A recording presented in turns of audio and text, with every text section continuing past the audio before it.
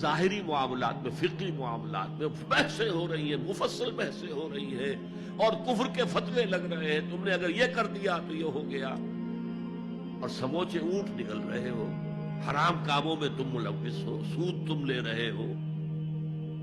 یہ ہے کہ تمہارا معاملہ سارا کا سارا دین کی ظاہر سے رہ گیا.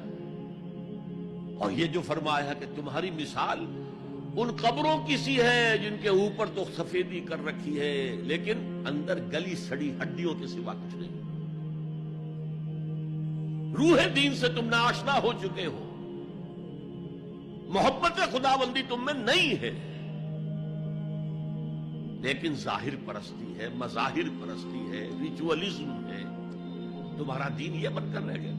آج ہمارے ہاں بھی صورتحال مختلف نہیں ہے. میں عرض کر چکا ہوں، سب سے بڑا طبقہ ہمارے ہاں ظاہر بات ہے کہ جو ہمارے علماء کے زیر اثر